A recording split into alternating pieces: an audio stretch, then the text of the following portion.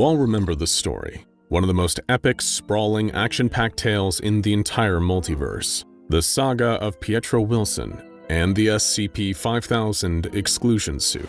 He went through an unimaginable hell to reset the universe and save the world from an SCP Foundation that had seemingly lost its mind, in an unprecedented international mass containment breach that had the stated goal of wiping out the human race. It was one of the most horrifying possible timelines imaginable, and we should all be thankful for Pietro's struggle and sacrifice. Or should we?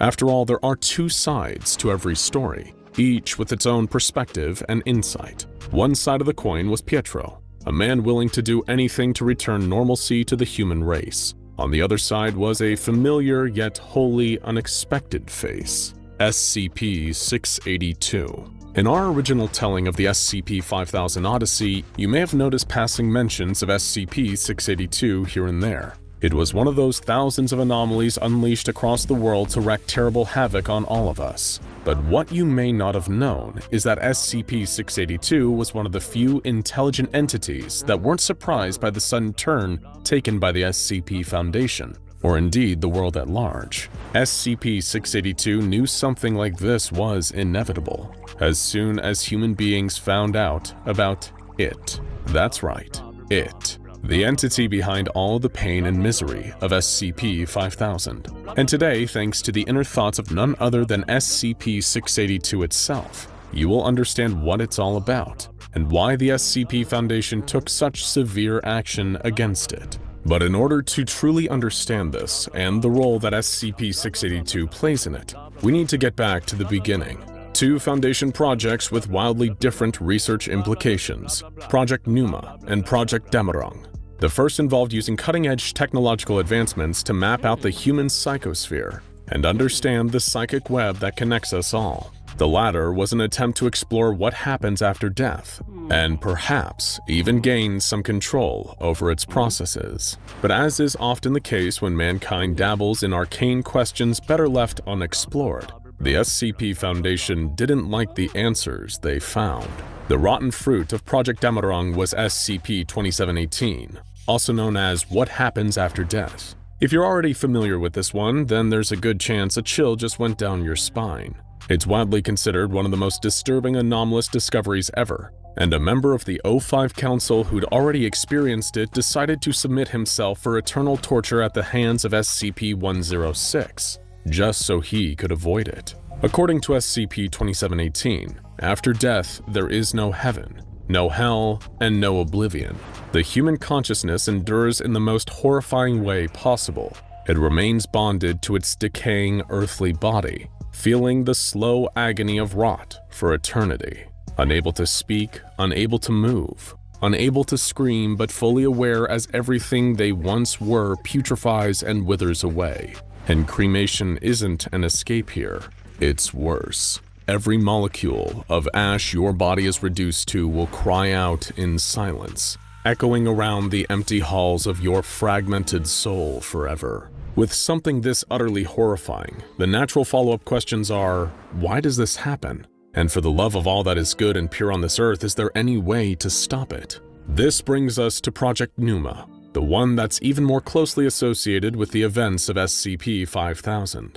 The Foundation's attempts to map out the human psychosphere resulted in a world-shattering discovery. Something was living in there. The entity, the powerful nameless creature we've been referring to as it. It lives in so many of our heads, watching, waiting, and of course, feeding.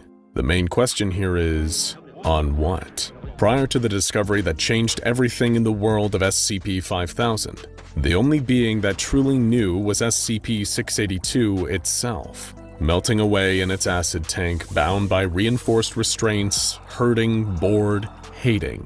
Imagine for a second what the life of SCP-682 is like. It isn't the most dangerous of the anomalies out there. There are Devourer of Worlds and Scarlet Kings more happy to crush our whole world in their claws, nor is it the most sadistic. A being like SCP-106 offers a far more painful death than being quickly mauled, crushed, or eaten by the hard-to-destroy reptile. And despite this, the Foundation expends countless resources in trying to murder it on a constant basis. It has been burnt, melted, eaten alive, drowned, slashed, beaten, dissected, suffocated, erased from existence, set upon by nightmare creatures, torn to shreds on an atomic level, and even more terrible termination attempts than you can possibly imagine. We've made several videos on the subject, and even we have barely scratched the surface of the pain inflicted on SCP-682 by the SCP Foundation.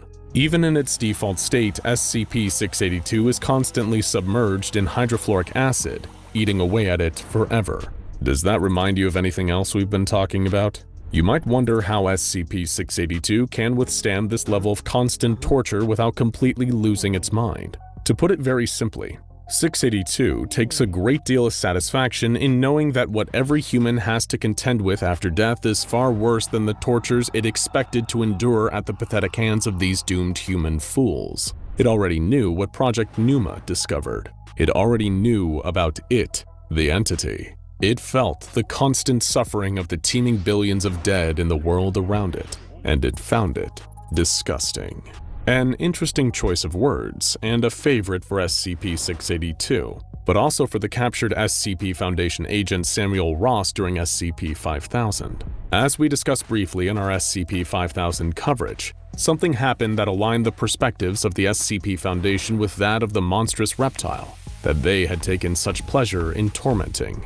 What on earth could cause the protectors of humanity to suddenly change their tune like this? There are other little clues embedded in Pietro's terrifying SCP-5000 experience. You may remember a strange and frightening scene where a Foundation field commander went down a row of Foundation soldiers, stabbing each of them with a large combat knife, and none of them reacted. Until one did, at which point his comrades set upon him like mad dogs and killed him, displaying an uncharacteristic level of swift brutality. And then there are the classified files from the O5 Council and the Ethics Committee, led by Chairman Odongo Tejani. It goes without saying that the O5 Council and the Ethics Committee don't really see eye to eye on anything, but the results of Project Pneuma change that. The following is classified conversation between a member of the O5 Council, namely O5-1, and Chairman Tejani, trying to comprehend the horror of their discovery. My hands shake as I hold the document. This is confirmed? He nods. We got the report from Pneuma staff yesterday. It's everyone. Even us? Even us, Tejani. To think I'd find myself agreeing with that damn lizard. What do we do? You know what we have to do. We'll have to disseminate a cure, I think, among personnel before we get things underway. It'll try to stop us otherwise. God help us, One. Don't be like that, Tejani. That's it talking. And one more incredibly telling quote from a member of the SCP Foundation picked up by Pietro Wilson during SCP-5000. Once you realize you're not supposed to feel pain, there's nothing to be afraid of anymore. Is it all coming together now? While each participant here only has a part of the puzzle between us all, we can see the full picture. The entity It has inhabited the human psychosphere for as long as we've existed. It's a kind of metaphysical parasite, attached to the entire human race. And what it feeds on seems to be the after effects of pain. And like all efficient parasites, like a tapeworm that induces hunger in its victim so that it can have more food delivered unto itself, the entity cleverly perpetuates its own food source. That's right. It is the very cause of all pain. Humanity was never actually meant to feel it. It's a lie we've told ourselves. Well, not quite something we told ourselves, but something it told us. It induced pain and tricked us all into believing that it was a natural component of our existence. All the while, it fed on us, sustained itself on the suffering that it had seeded within our hearts and souls. The Foundation discovered this and was horrified. But of course, the pain it caused for the living was only part of the equation. Through the revelations of Project Dammerung, another thing that SCP-682 was able to know intuitively, we can complete this puzzle and find the terrible truth. The truth being that it is not only behind the suffering we experience in life, but SCP-2718, the even greater suffering we experience in death. For millennia, it has groomed humanity into a perfect all-you-can-eat buffet of dismal pain and suffering. And until recently, they'd been so blissfully ignorant of the horrible fate that awaited them on the other side. The Foundation saw only one solution to this problem, but it certainly wasn't a nice one.